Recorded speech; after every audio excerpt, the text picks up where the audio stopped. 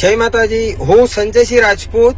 હવે જે મેં આ દારૂની ગાડીઓનો જે પર્દાફાશ કર્યો, હવે મને અત્યારે મારા ખાનગી સૂત્રો અને ખાનગી બુટલેગરો દ્વારા મને એક માહિતી પ્રાપ્ત થઈ છે કે માહિતી મુજબ એવું છે કે ધાનેરાથી અંબાજી સુધી રાત્રે 2 થી 5 ફોટા કન્ફર્મ કરવા, સાપી પીલુચાથી ગાડીઓનો નિકાળવી, જો કોઈ વચ્ચે આવે તો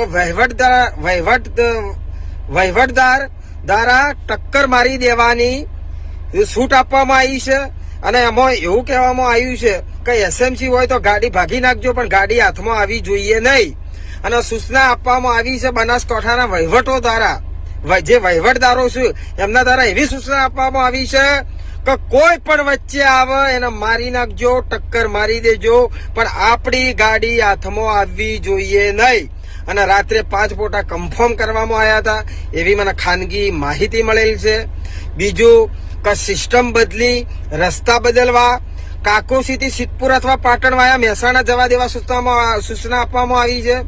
પીસીઆર વાહન ઇન્ચાર્જ, આ બધો હું નામ લેતો નથી કે મારા ખોટા આક્ષેપો કરવા નથી, પણ મને આ ખાનગી માહિતી મળી છે, તો માહિતીના આધારે હું બનાસકાંઠા એસપી સાહેબને કહેવા માંગુ છું, જો આમાં મને કોઈ પણ બુટલેગર દ્વારા ટક્કર મારવામાં આવશે, મારું જીવનું જોખમ કંઈ પણ જો થશે તો બનાસકાંઠા એસપી સાહેબની જવાબદારી રહેશે।